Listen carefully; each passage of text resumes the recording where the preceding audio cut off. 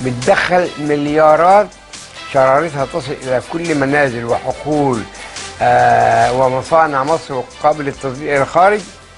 السد قبع فوق رفات آبائه. أما مواطنو أسوان فكان لهم رأي مختلف.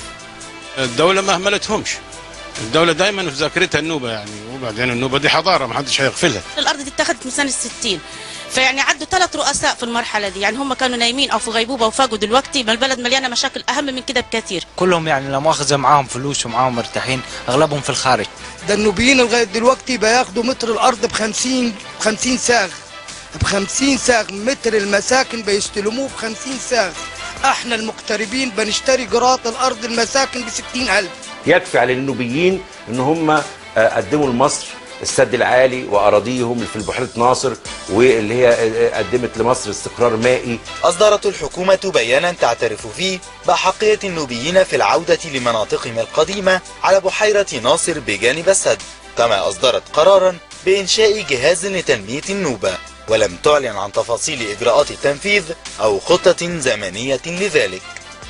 خدنا من الدولة وعود كتيرة جدا، لكن لما نيجي عند التنفيذ كمية التنفيذ مش قد الوعود اللي أنا خدتها. علاقة المركز بالأطراف أصبحت علاقة تجاهل وعلاقة إهمال. لا، ما أهملتش أبدا قضية النوبة، وأنا أحد المحافظين بقول لك، ولكن قلت لسيادتك إن هي بدأت المشكلة سنة 63 باهتمام راقي جدا، ثم استمرت لغاية ما اصطدمت بالموقف الاقتصادي لمصر. في سيناء مثلا، ما على طول رئيس الوزراء هيتغدى معاهم وقعد ارضه وقال انا ما بقعدش على البتاع، اقعد جنبكم، وقعد في الخيمه العربي.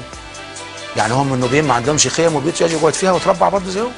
يجب على الدوله الاهتمام بصوره افضل مما هو عليه الان، يجب على الدوله ان تضع القضيه النوبيه والمطالب النوبيه في اولى اهتماماتها. مش متصور ازاي ال50 سنه اللي احنا قضيناها هنا في كومومبو، يعني مش متصور ان احنا متحملينه ازاي. يعني لابد ان يكون في الصله بيننا وبين النيل، واحنا لو ما شفناش يوميا النيل بعيننا ما نرتاحش. هنا وادي كركر، احد المناطق الستة التي حددتها الحكومة لنقل النوبيين، لكن اثار هذا المكان اختلاف الاراء بينهم. مشروع وادي كركر على مساحة 40 فدان، بيتكون من 2000 وحدة سكنية، مساحة المنزل 268 متر مسطح. متوقعين ان هيستوعب الموقع حوالي 5000 نسمة. فهي منطقة للأسف الشديد حسب البحوث اللي سمعنا عنها والتقارير اللي كتبت عن هذه المنطقة، إنها منطقة لا تصلح للسكنة ولا للزراعة ولا إقامة أي مشروعات فيها. أنا صراحة بقول إن وادي كركر، وأنا أديك صورة من المحضر الرسمي اللي الجهات ساعتها عملوه، سواء مجلس أعلى المحافظة أو مجلس أعلى المركز أو القيادات النوبية بكل الناس المنتمين إلى كل الأحزاب ساعتها، هم اللي وافقوا على كركر. يعني هي منطقة كركر دي أولا بتبتعد خالص عن المكان اللي إحنا أصلا عايزين نتواجد فيه، النوبة القديمة اللي بنطالب إحنا نرجع لها. اختيار منطقة كركر من النوبيين، منطقة كركر من ضمن 6 مناطق، 6 مناطق. أول منطقة كركر اللي هي منطقة الجماعة الكنوز. أنا يعني مش قادر أفهم لغاية دلوقتي لماذا لا يتم تخصيص مناطق قريبة من نهر النيل إلى النوبيين. القرى الجديدة مثل مشروع وادي كركر حضرتك ذكرته بيبعد عن النيل تقريبا حوالي 10 أو 11 كيلومتر. بس ما فيش بينه وبين النيل حاجة. ما هو أنا دلوقتي عايز أقول إيه؟ يعني أنا مش هخليك تقعد على النيل تحط رجلك في النيل، أنا عايز أقول لك في المناطق القريبة من البحيرة. طبعا زي ما احنا عارفين ممنوع عمل أي إنشاءات أو أنشطة سواء زراعية صناعية على شواطئ البحيرة على بعد 2 كيلو. واحنا بنقول من الشلال اللي قدمنانا على الضفتين كما كنا. لغاية النهاردة مصرين إن هم ينهوا قضيتنا في منطقة كركر، وهذا سبب رفضنا لكركر.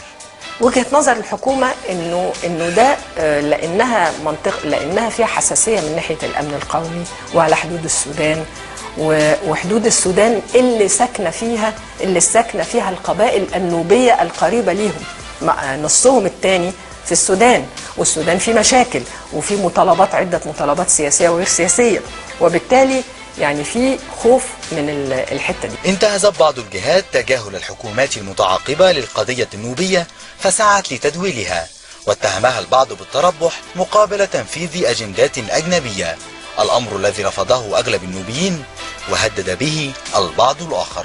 الجمعيات التي تدعي أنها تدافع عن الحق الشعب النوبي في مصر، وهذه الجمعيات موجودة خارج مصر وتمول من جهات ودول أجنبية ولمصلحة دول أجنبية، تحاول أن تضع هذه المشكلة في شكل دولي. جات لي جنسيات مختلفة عشان يطلبوا قاعدة بيانات مني، أنا رفضت وعارف إن هم كانوا عايزين يوصلوني إيه، لأن أنا في الأول وفي الآخر مواطن مصري.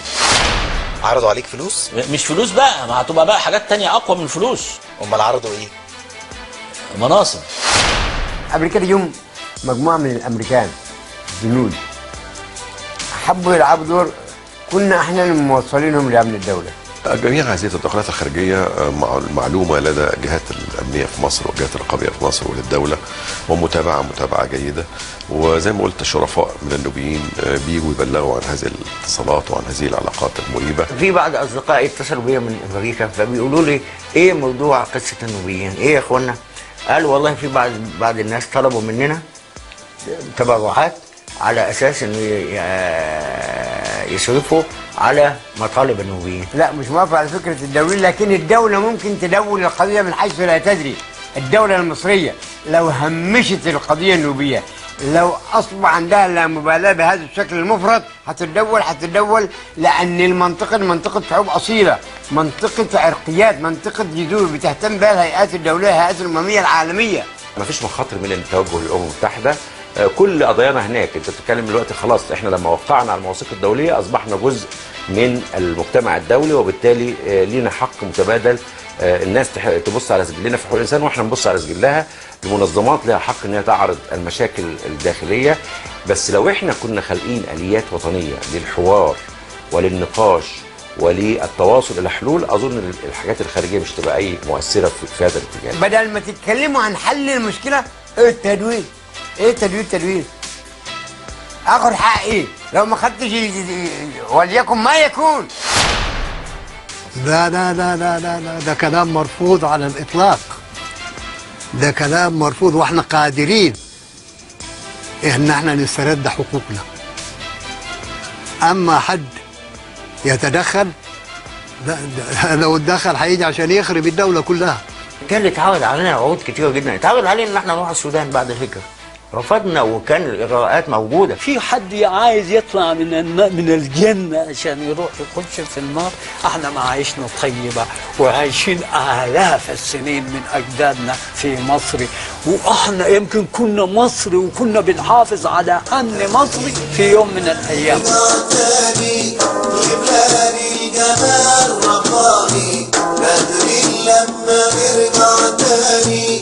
سمعت عن البلد القديم؟ مين اللي حكى لك عن البلد القديم؟ الوالد والجد. انا عايز ارجع البلد اللي على النيل واقعد هناك، اسكن هناك زرع وميه. اديك انت شايف الوادي دي، الوادي اللي انت شايفه بالنسبه النيل ولا ده احسن؟ النيل احسن. في الحوش الكبير والرمله. احساسك في الفرق ما بين بلانه وما بين النيل اللي احنا فيه؟ احساسي انا بين فرق وبلانه بمثابه الارض والسماء.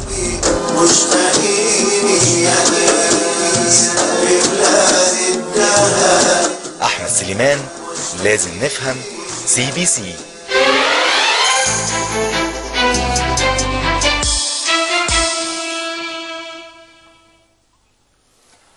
شفتوا معانا جميل على فكرة، الوجوه جميلة والكلام صافي ورائع، بس طبعا واضح ان حضراتكم تأكدتوا دلوقتي ان احنا امام قضية امن قومي، القضية اللي كان ممنوع نتكلم عنها في فترات سابقة، وكانت من القضايا المسكوت عنها، واضح انها قضية امن قومي. وانا عايز افكركم بحاجة بس بسيطة جدا، وافكر كل المهتمين بالقضية أو غير المهتمين بالقضية، إن دايما الأزمات والمشاكل والكوارث الكبرى لا قدر الله بتبدأ من مناطق زي كده.